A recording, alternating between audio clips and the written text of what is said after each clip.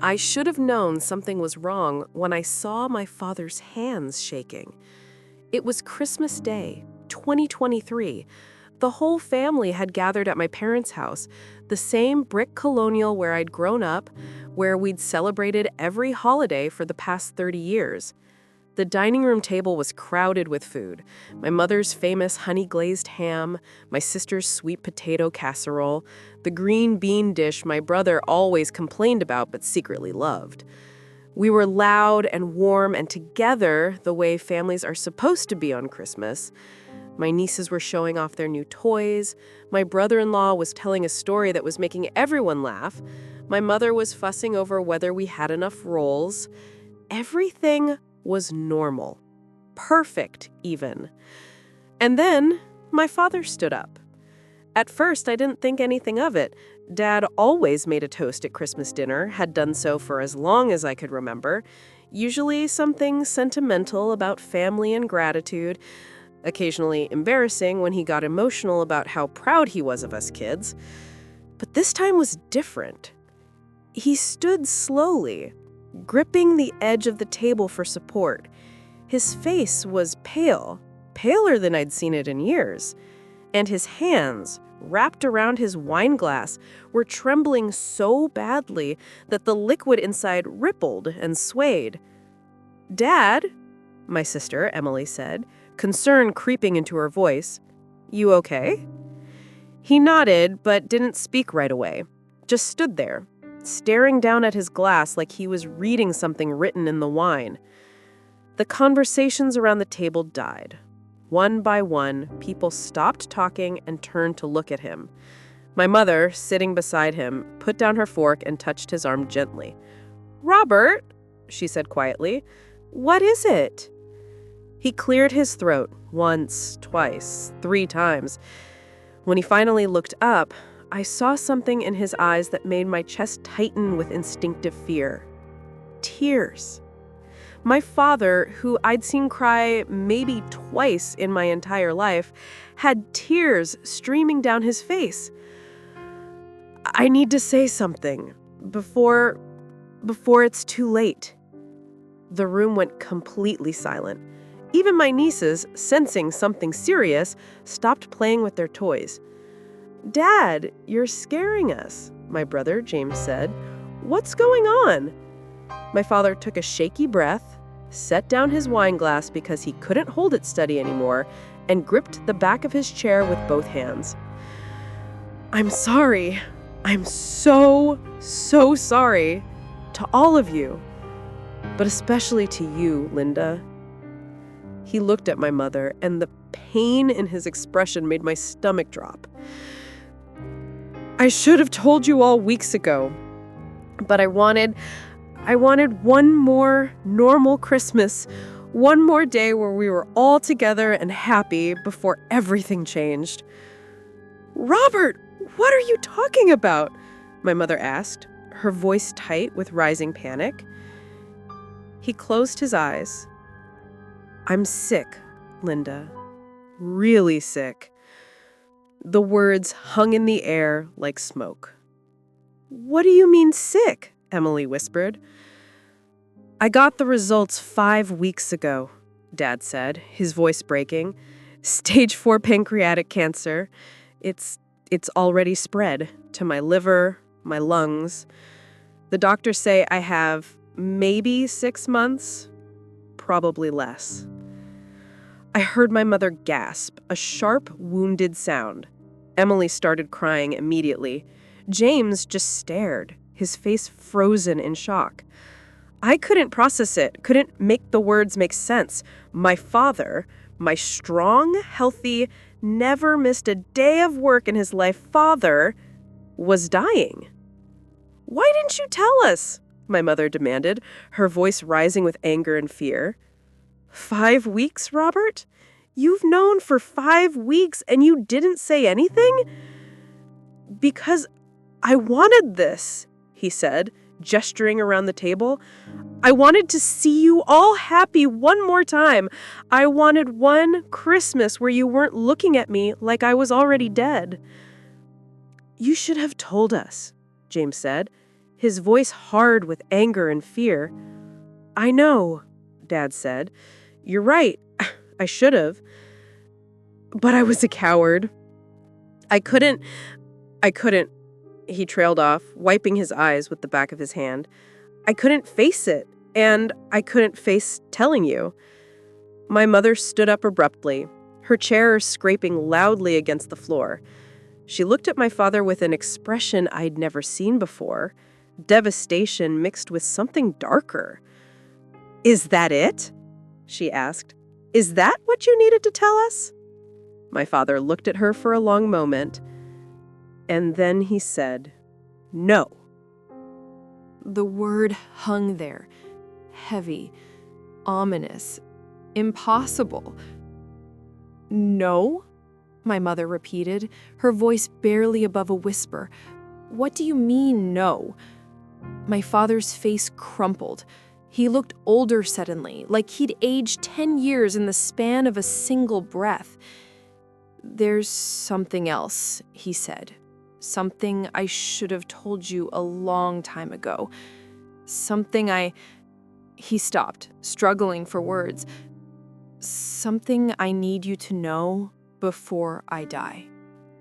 "Dad, what are you talking about?" I asked, finding my voice for the first time. What else could there possibly be? He looked around the table at all of us, his wife, his 3 children, his grandchildren, and I saw something in his expression that terrified me. Shame. Deep, profound, unbearable shame. "The cancer," he said slowly, "made me realize I can't die carrying this secret. I can't leave you all with lies, even if the truth destroys everything." "Robert?" my mother said, her voice shaking. "What did you do?" He met her eyes. "I'm so sorry, Linda. I'm so incredibly sorry." Emily reached across the table and grabbed my hand, squeezing tight. James had gone very still, his jaw clenched. "Just say it," James said flatly. "Whatever it is, just say it." My father took a breath that sounded like it was being torn from his chest. "I have another family," he said.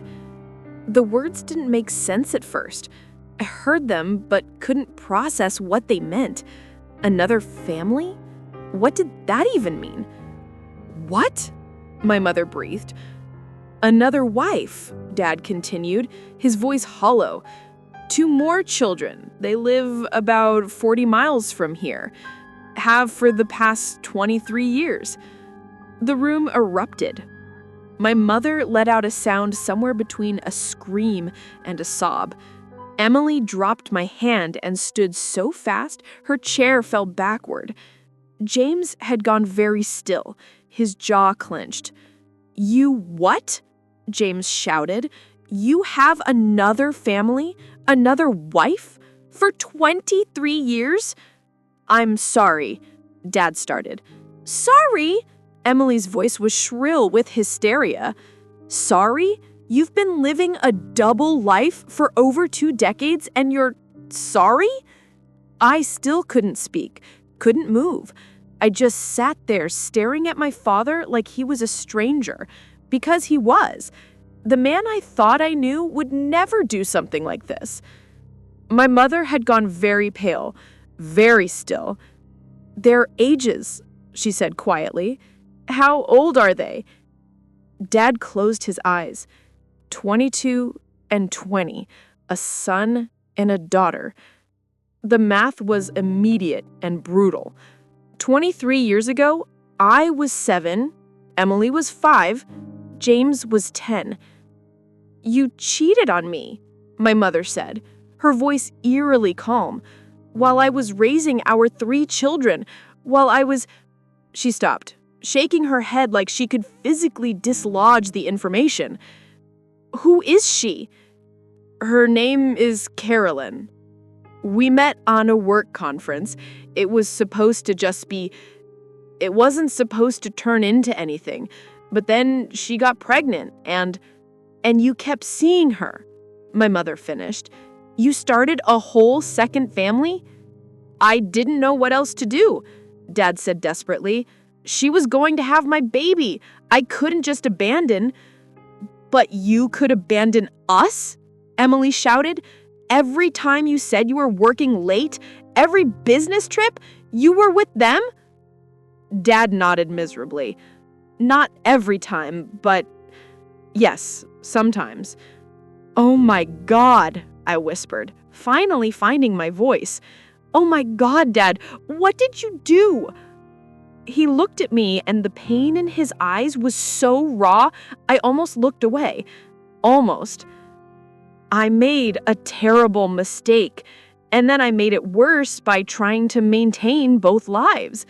I thought if I just worked hard enough, loved hard enough, I could make it work. I could keep everyone happy. How? My mother demanded. How did we not know? How did I not know? I was careful. I kept them completely separate. Carolyn understood that you and the kids came first. That's what I told her. That's what I believed. But you still went to them, James said, his voice cold. Still played father to their children while we thought you were working. I'm their father too, he said quietly. James lunged across the table. It took both me and my brother-in-law to hold him back. Don't you dare, James seethed. Don't you dare act like you're some devoted father when you've been lying to us our entire lives. Emily was crying so hard she could barely breathe. My mother just stood there, statue still, staring at the man she'd been married to for 38 years like she'd never seen him before. Why now? I asked, my voice barely audible. Why tell us now? Dad looked at me with those terrible, tear-filled eyes. Because they know, he said. My other children. They found out who I really am, and they want to meet you. The revelation hit like a second bomb. They want to meet us? Emily repeated, her voice rising to a near scream. They want to meet us? Who the hell do they think they are?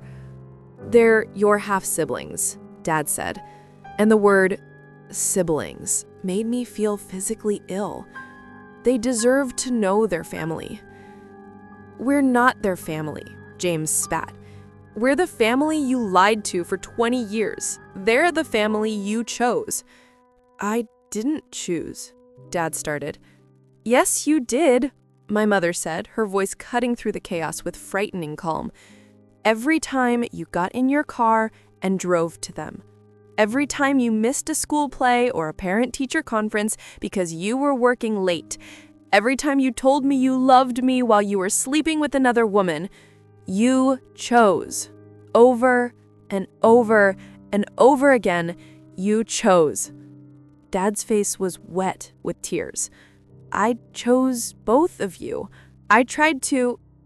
You can't choose both, I said, surprised by the steadiness of my own voice. That's not how families work. That's not how love works. You don't get to split yourself in half and pretend it's enough for everyone. I know, Dad whispered. I know that now.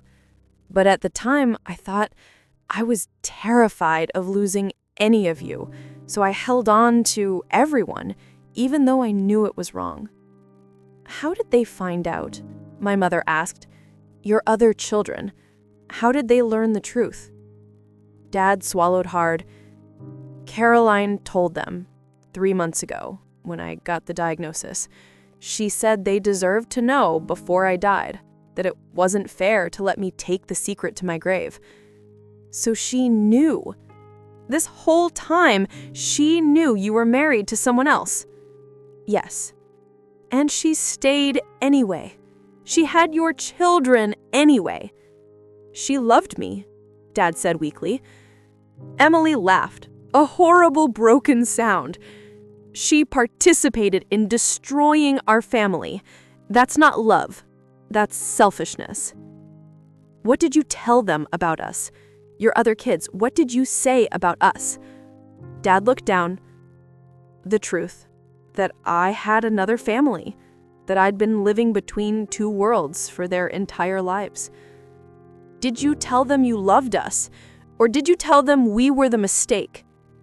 I told them I loved everyone, that this wasn't about choosing. It was about trying to be there for everyone who needed me. But you weren't there, I said, my voice breaking. Not really. You were physically present sometimes, but you were never fully with us. Part of you was always somewhere else, with them. He didn't deny it. Couldn't deny it. My mother finally moved, walking slowly around the table to stand directly in front of my father. "Get out," she said quietly. "Linda, get out of my house," she repeated louder now. "Get out and don't come back." "Mom," I started, but she held up her hand. "He's dying," Emily said, her voice desperate. "Mom, he's dying. We can't just—" He's been dead to me since the moment those words left his mouth. The man I married would never have done this. The man I thought I knew for 38 years doesn't exist. So yes, he can get out. And he can die knowing that his last gift to this family was the truth that destroyed it. Dad stood there, swaying slightly, looking like he might collapse. "Please," he whispered, "please don't do this. We can what?" my mother asked. "Forgive you? Pretend this didn't happen? Welcome your secret children into our home with open arms?" She laughed bitterly. "There is no we anymore, Robert. You made sure of that." He looked at us, his 3 children frozen in shock and grief and rage. "I'm sorry," he said one more time. "I know it doesn't matter. I know it doesn't change anything. But I'm sorry." Then he turned and walked out of the dining room. We heard the front door open and close, heard his car start in the driveway, and then he was gone. For a long moment, no one moved, no one spoke. We just stood there in the ruins of what had been, an hour ago, a perfect Christmas. Then my mother's legs gave out, and Emily and I caught her before she hit the floor. The days after Christmas were a blur of shock and grief and anger. My mother moved to my Aunt Susan's house. She couldn't stand to be in the home she'd shared with my father, couldn't look at their wedding photos on the wall or sleep in the bed where he'd lied to her for decades. Emily alternated between crying and rage, calling me at all hours to scream about the betrayal or sob about losing our father. James went silent. Stopped answering calls, stopped showing up to family gatherings. When I finally went to his house, he told me he was done. "He's dead to me," James said flatly. "Cancer or no cancer, he's already dead." And me? I didn't know what I felt. The emotions were too big, too contradictory. Grief for the father I thought I had, rage at the father who actually existed, confusion about how someone could live 2 completely separate lives for over 20 years.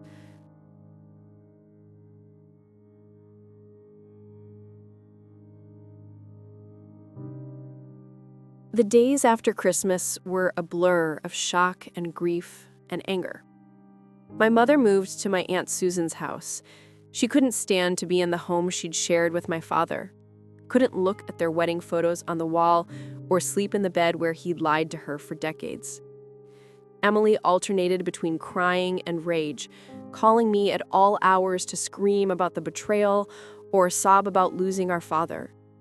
James went silent, stopped answering calls, stopped showing up to family gatherings. When I finally went to his house, he told me he was done. "He's dead to me," James said flatly. "Cancer or no cancer, he's already dead." And me? I didn't know what I felt. The emotions were too big, too contradictory. Grief for the father I thought I had, rage at the father who actually existed. confusion about how someone could live two completely separate lives for over 20 years. 3 days after Christmas, my father called me. I almost didn't answer, but something, curiosity maybe, or the lingering remnants of the love I'd had for him before the truth, made me pick up. "Sarah," he said, his voice rough and tired, "thank you for answering." "What do you want?" I asked, keeping my voice cold. "I want to explain," he said. "I know it won't change anything, but I need you to understand why I did what I did. There's no explanation that makes this okay." "I know," he said quickly. "I'm not trying to justify it. I need you to know it wasn't malicious. It wasn't cruel. It was cowardice and fear and a series of bad decisions that snowballed into something I couldn't control." I was quiet for a moment. Then, "Explain." He took a shaky breath. "When I met Caroline, your mother and I were going through a rough patch. You kids were young and demanding, money was tight, we were fighting constantly. I felt invisible, unappreciated. And Caroline, she saw me. She made me feel important again." "So you cheated?" I said flatly. "Yes," he admitted. "I cheated. It was supposed to be a one-time thing, a moment of weakness that I'd regret and never repeat. But then she got pregnant. And you stayed with her." "She told me she'd disappear," Dad said, his voice breaking. "She said if I didn't help her raise the baby, she'd move across the country and I'd never see my child. So I agreed to be there, to support them financially and emotionally. But I wasn't going to leave you. I couldn't leave my mother, couldn't abandon you kids. So you chose both, and in doing so, chose neither." "That's exactly what happened," he said quietly. "I thought I could balance it, work harder, sleep less, divide my time carefully, and for a while it worked. Caroline understood the situation. She knew I was married, knew she'd never been my first priority. But then she got pregnant again, and you were in too deep." "Way too deep," he agreed. "Every year that passed made it harder to tell the truth. The lies built on top of each other until I couldn't see a way out. I convinced myself that everyone was better off not knowing, that what you didn't know couldn't hurt you." "But it did hurt us," I said, my voice shaking. "Every time you weren't there for something important, every time you chose work over family, we felt it, Dad. We felt you pulling away, and we blamed ourselves. We thought we weren't enough to keep you interested." "God, no," Dad said, anguish in his voice. "You were always enough. You were everything. But I was torn in half, trying to be two people, and I failed everyone in the process." "Why didn't you just leave? If you loved Caroline, if you wanted that family, why didn't you divorce Mom and commit fully?" "Because I loved your mother too," he said simply. "I know that sounds impossible. I know it sounds like a cop-out, but it's the truth. I loved Linda. I loved our life together, our history, you kids, and I loved Caroline and the life we built, complicated as it was. I couldn't choose." "So you chose deception?" "Yes," he said. "And it destroyed everything, just like I always knew it would, deep down. I just hoped I'd be dead before anyone found out." The bluntness of that admission shocked me. "You were going to take this to your grave?" "I tried to," he said. "But Caroline wouldn't let me. And honestly, I'm glad she didn't. Living with that secret was killing me long before the cancer was." I didn't know what to say to that. "The other kids," I said finally. "What are they like?" Dad's voice softened. "They're good people, Sarah. Smart, kind, funny. You'd like them, I think, if circumstances were different." "Their names?" "Michael and Sophie. Michael just graduated from college. Sophie's finishing her junior year. They're angry, like you are. Angry that I lied to them too. that they grew up thinking they had a dedicated father when really they only had a fraction of me. Do they want to meet us? Or is this just your dying wish? Both, Dad admitted. They're curious about you, about the siblings they never knew existed, but they're also angry and hurt and conflicted, just like you. I don't want to meet them. I don't want to look at the people Dad chose over us for 20 years. I didn't choose you over them. Yes, you did, I said firmly. Every time you left our house to go to theirs, you chose them. The fact that you also chose us sometimes doesn't negate that. He was quiet for a long moment. Then, you're right. You're absolutely right. And I understand if you never want to meet them. I understand if you never want to see me again. But please don't shut out your mother and your siblings. Don't let my mistakes destroy your family too. You already did that, I said. And I hung up. A week after Christmas, we held a family meeting. Just Mom, Emily, James, and me. No spouses, no kids. Just the four of us trying to figure out how to move forward. We met at Aunt Susan's house, sitting around her kitchen table with untouched coffee growing cold in front of us. Mom looked like she'd aged a decade. Her eyes were hollow, her face drawn. She'd barely eaten, barely slept. The betrayal had physically manifested in her body, weighing her down like stones. "We need to decide what to do," Emily said, breaking the heavy silence. "About Dad, about everything." "What's there to decide?" James asked coldly. "He's dying. We let him die alone, like he deserves."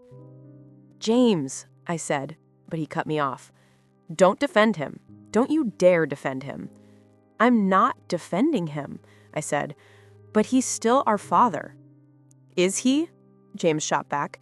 "Because the father I knew wouldn't have done this. The father I knew was honest and present and dedicated to his family. That man doesn't exist. So who is this guy who's dying? Because he's not my father." Emily was crying silently, tears streaming down her face. "I keep thinking about all those times he missed things. My dance recitals, my graduation, my wedding. He was there physically sometimes, but his mind was always somewhere else. And now I know why. He was thinking about them." "Not always," Mom started, then stopped. "Actually, maybe you're right. Maybe he was." "Did you really never suspect?" I asked her gently. "In all those years?" Mom was quiet for a long moment. "I suspected he was unhappy sometimes," she said finally. "I knew something was off. But I told myself it was work stress or midlife crisis or just the normal ups and downs of a long marriage. I never imagined this." "How could any of us have imagined this?" Emily said. "Who lives a double life for 23 years? "Someone who's fundamentally broken," James said. "Someone who's so scared of losing anything that he holds on to everything, even when it destroys everyone involved." We sat in silence for a while, each of us processing in our own way. Then Mom spoke, her voice quiet but steady. "He wants us to meet them, his other children." "Absolutely not," James said immediately. "I'm not saying we should," Mom clarified. "I'm saying that's what he's asking for. Before he dies, he wants all his children in one room." "Why?" Emily asked. "So he can feel better about himself? So he can pretend he was some loving father who united his fractured family before the end?" "Maybe," Mom said. "Or maybe he genuinely thinks it will help everyone to meet, to see that we're all victims of his lies." "I don't want to meet them. They're not my family. I don't care if we share DNA." "They didn't choose this either," Mom said softly. "They're just as much victims as we are." "Are they?" James asked. Their mother knew he was married. She chose to stay with him, chose to have his children, chose to participate in this deception. How are they victims? Because they were children, just like you were. They didn't choose their circumstances any more than you did. That doesn't mean we owe them anything, Emily said. No, Mom agreed. It doesn't. But I'm going to meet them. We all stared at her. What? James said. I'm going to meet them, Mom repeated, firmer now. Not for Robert, not even for them. For me. I need to see them. I need to understand this part of his life that I never knew existed. Mom, you don't have to do this. Yes, I do, she said. I've been married to that man for 38 years. I deserve to know the full truth of who he was, and that includes meeting the family he built in secret. When? Next week. Robert has arranged it. At a neutral location, a coffee shop. Just me and them if none of you want to come. I looked at my siblings. James's face was set in hard, angry lines. Emily looked torn, conflicted. And me? I felt like I was being pulled in two directions. The part me that wanted nothing to do with this mess, and the part that was desperately curious about these strangers who shared my father. I heard myself say, I'll go. Not to forgive him, not to play happy family, but because I need closure. I need to see this through. Emily nodded slowly. Me too. We all looked at James. No, he said flatly. I'm not going. I'm done with all of this. You three can do whatever you want, but I'm out. And he meant it. James stood up and left without another word, leaving the three of us sitting there in the wreckage of our family. The meeting was set for a Tuesday afternoon at a quiet coffee shop on the edge of town, neutral ground, equidistant from both families. I barely slept the night before. Kept imagining what they'd look like. These half-siblings I'd never known existed. Would they look like Dad? Like me? Would they hate us for being the real family while they were the secret? Emily picked me up at noon. We drove to the coffee shop in silence, both of us too nervous to speak. Mom was already there when we arrived, sitting at a large table in the back corner. And sitting across from her were two people I'd never seen before, but somehow recognized instantly. Michael and Sophie. They looked like Dad. Unmistakably, painfully like him.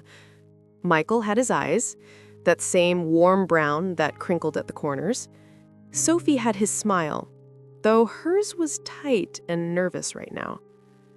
And sitting beside them was a woman I assumed was Caroline. She was attractive, maybe a few years younger than my mother, with kind eyes that looked haunted. We approached the table slowly. Michael and Sophie stood when they saw us, awkward, uncertain. Hi, Michael said, his voice quiet. You must be Sarah and Emily. Yeah, I said. And you're Michael and Sophie. This is our mom, Sophie said, gesturing to Caroline. Caroline. Caroline extended her hand to me. I looked at it for a long moment before shaking it. Her grip was firm, but trembling slightly. Thank you for coming, she said. I know this must be incredibly difficult. That's one word for it, Emily said, her voice cold. We all sat down. For a moment, no one spoke. We just looked at each other. These strangers, who were also family, connected by lies and blood and a dying man's desperation for redemption. Where's your other brother? Michael asked finally. Robert said there were 3 of you. He's not coming. This is too much for him. I get that. This is too much for all of us. Did you know? Emily asked suddenly, looking at Caroline. Did you know when you met him? Did you know he was married? Caroline's face went pale.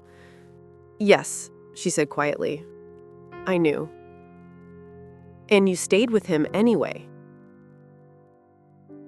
I fell in love with him. I know that's not an excuse. I know what we did was wrong. But yes, I loved him, and when I got pregnant with Michael, I couldn't imagine raising a child without his father. So I stayed. You destroyed my family, Emily said, her voice shaking. You and him, you destroyed everything. I know, Caroline said, tears in her eyes. I've lived with that guilt every day for 23 years, knowing that somewhere out there Robert had a wife and children who didn't know about us, knowing I was part of that deception.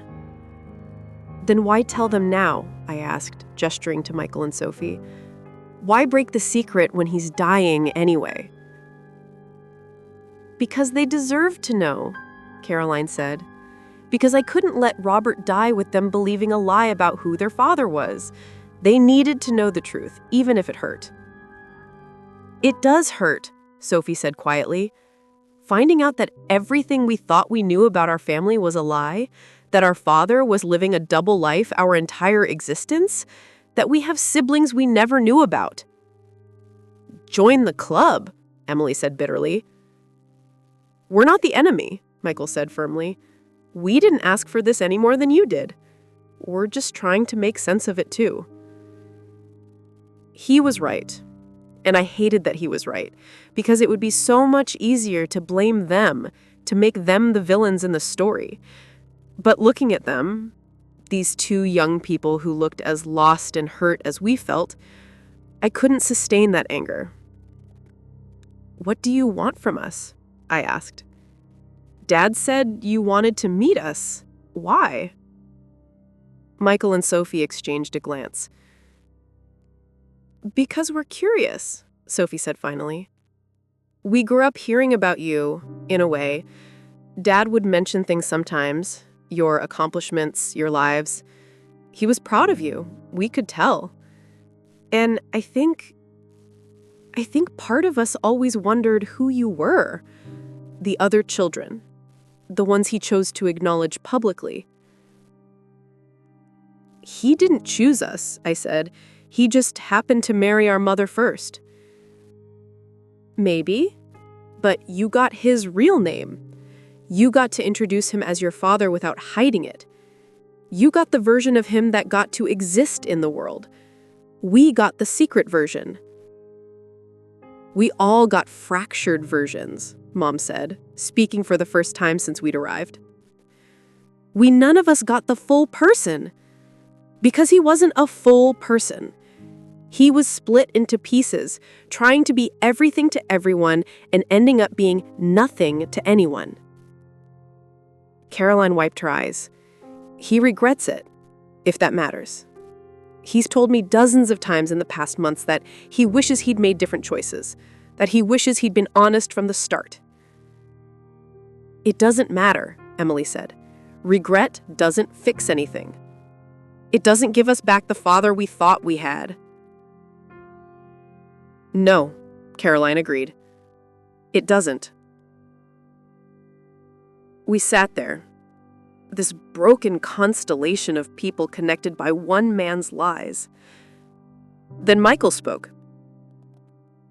He wants us all there when he dies.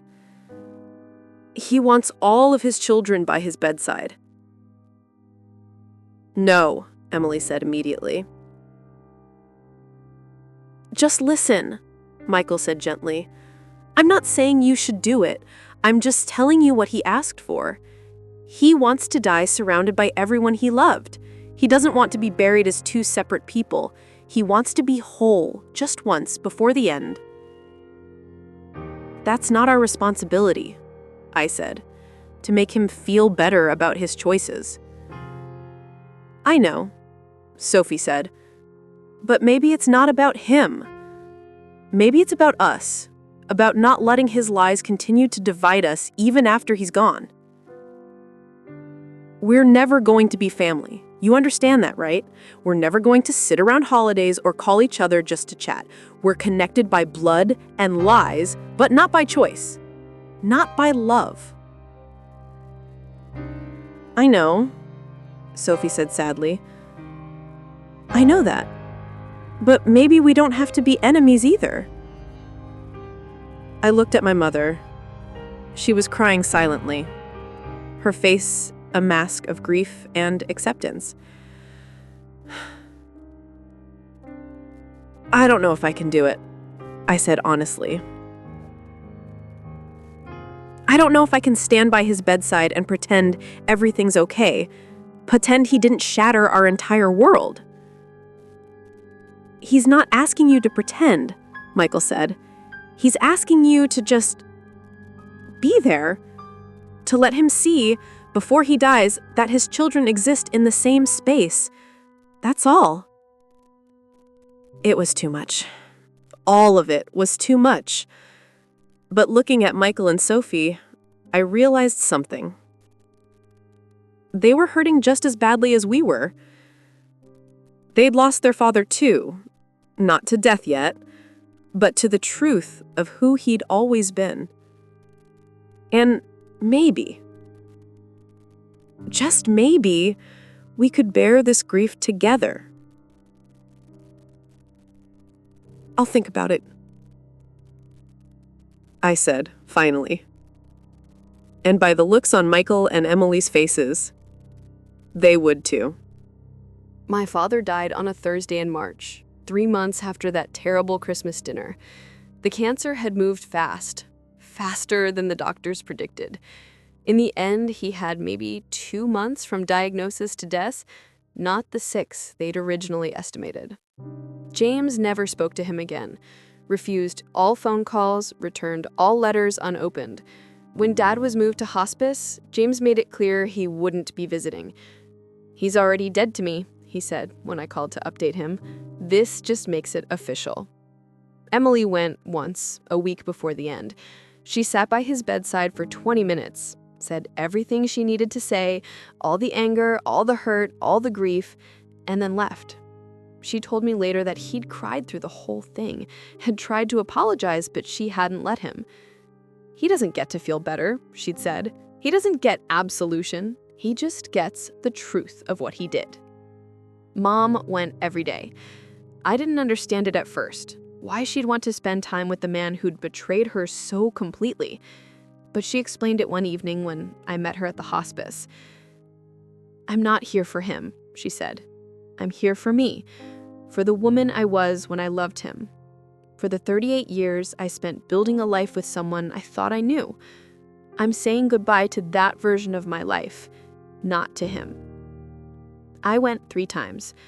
Each visit was painful. Seeing my father reduced to a shell of himself, weak and fading, barely able to speak. But I went. Because despite everything, despite the lies and the betrayal and the destruction, part of me still loved him. Or loved the memory of who I'd thought he was. Michael and Sophie were there often, Caroline too, though she stayed in a different room most of the time, giving our family space.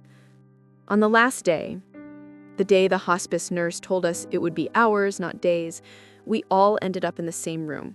Mom, me, Emily, Michael, Sophie, Caroline, and James's empty chair. A stark reminder of the son who couldn't forgive.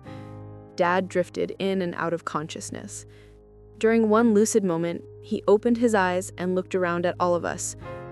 "Everyone, you're all here." "Not everyone," Emily said quietly. Dad's face crumpled, and I knew he was thinking of James, the son he'd lost long before dying. "I'm sorry.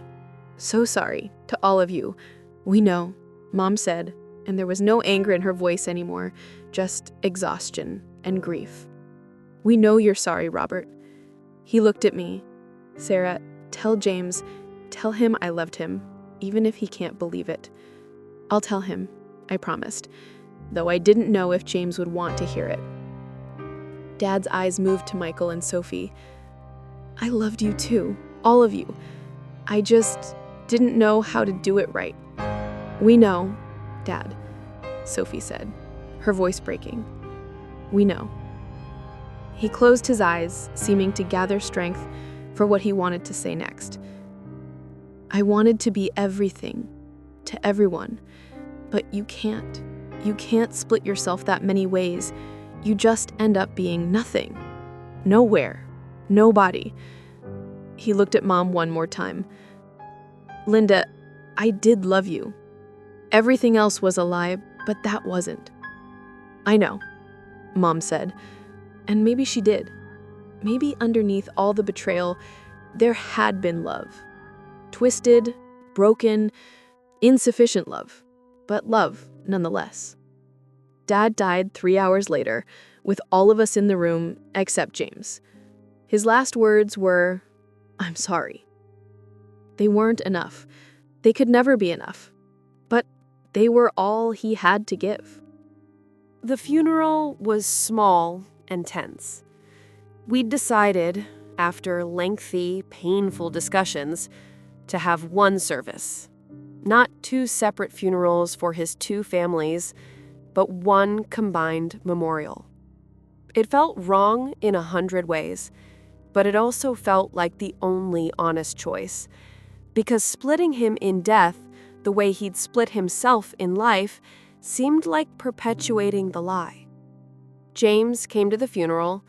He sat in the back, stony-faced and silent, and left immediately after without speaking to anyone. At the reception, our 2 families occupied different sides of the room, like a wedding where the guests don't know which family to sit with. There was polite nodding, careful distance, mutual acknowledgement of shared grief, without any real connection. Michael approached me near the end, holding a cup of coffee that had long since gotten cold. "This is weird," he said. "Monumentally weird," I agreed. "Do you think we'll ever, talk after this?" I considered it honestly. Maybe, someday, but probably not anytime soon. We need time to process, to heal from the damage he did. "That's fair," Michael said. "For what it's worth, I'm sorry. I know that doesn't change anything, but I'm sorry you lost the father you thought you had." "I'm sorry you did too," I said. "I'm sorry he couldn't figure out how to be whole for any of us." We stood there in uncomfortable silence for a moment longer. Then Michael nodded and walked away, back to his mother and sister. And I realized we'd probably never be close. Would probably never have the relationship siblings are supposed to have. But maybe that was okay. Maybe the best we could do was acknowledge each other's existence and respect each other's pain. 6 months after Dad's death, our family started family therapy. Not with Michael and Sophie and Caroline, just Mom, Emily, James, and me. Trying to rebuild what Dad had broken.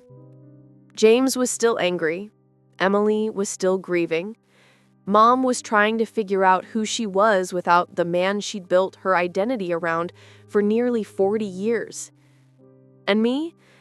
I was learning that love and betrayal aren't opposites.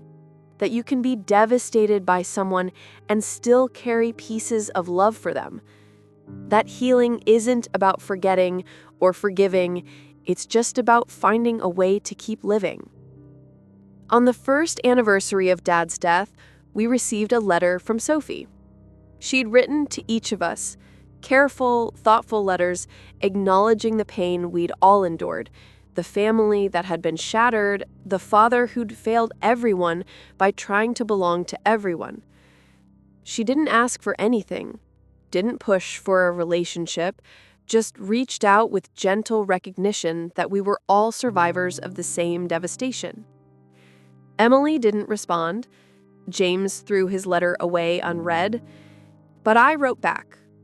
Not because I'd forgiven Dad, not because I wanted Sophie in my life, but because refusing to acknowledge her felt like continuing Dad's lie.